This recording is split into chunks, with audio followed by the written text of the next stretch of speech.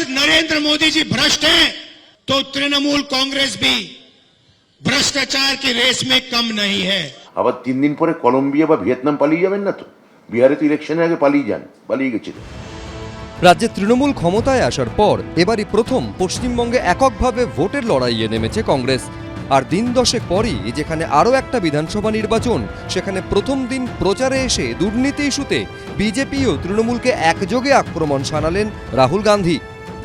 Sharda chit fund scam, 17 lakh investors का पैसा, 1900 करोड़ रुपए उनको वापस नहीं दिया। Rose Valley chit fund scam, 31 lakh investors का पैसा लिया, 6,600 करोड़ रुपए अभी तक वापस नहीं दिए। Coal smuggling scam, illegal mining, transport, goonda tax collection होता है यहां पे ट्रांसपोर्टर्स और परचेजर से। यहां पे सिर्फ तृणमूल कांग्रेस का जो सिंडिकेट है उसको ये 24 घंटा पैसा देते रहते हैं। উনি জানেন না 1988 সালের জুলাই মাসে কলকাতার শহীদ মিনার ময়দানে ওনার বাবার বিরুদ্ধে, রাজীব গান্ধীর বিরুদ্ধে দুর্নীতির অভিযোগ এনে এই বিজেপি, এই সিপিএম, অটল বিহারী বাজপেয়ী আর জ্যোতি বসু হাতে হাত ধরে মিটিং করেছিলেন ভিপি সিংকে মাঝখানে রেখে।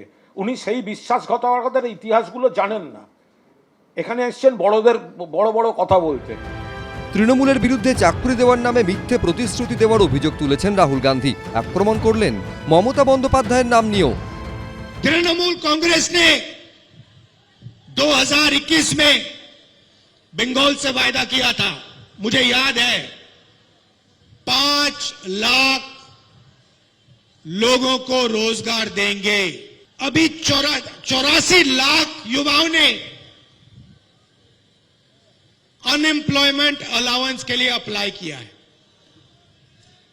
ममता जी कहती हैं 5 लाख युवाओं को मैं रोजगार दूंगी और 84 लाख युवाओं ने अनएम्प्लॉयमेंट अलाउंस मांगा है। मजाक हो रहा है यह बंगाल के साथ। আপনাদের দল থেকে গাদা গাদা বিধায়ক বিজেপিতে চলে যাচ্ছে, দল ধরে রাখতে পারেন না। তো যেখানে মমতা বন্দ্যোপাধ্যায়ের নেতৃত্বে তৃণমূল কংগ্রেস বলে বলে বিজেপিকে হারাচ্ছে, তো সেখানে ভোট কেটে ডিস্টার্ব করতে আসছেন কেন? কোন কারণে ডিস্টার্ব করতে আসছেন? বিজেপির ভাষা রাহুল গান্ধীর মুখে আজ। ওনার কি গা জ্বলছে?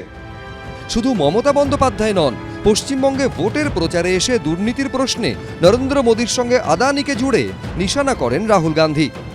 उन्होंने नरेंद्र मोदी ने बीजेपी को अदानी कंपनी से जोड़ दिया।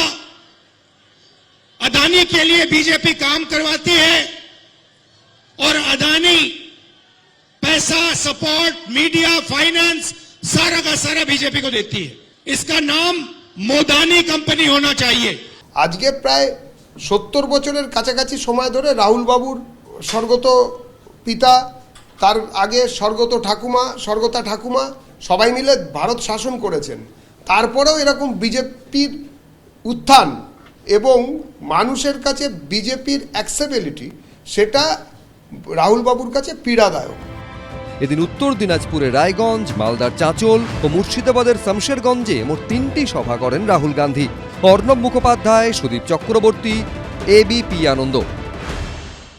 এবিপি আনন্দ, এগিয়ে থাকে, এগিয়ে রাখে।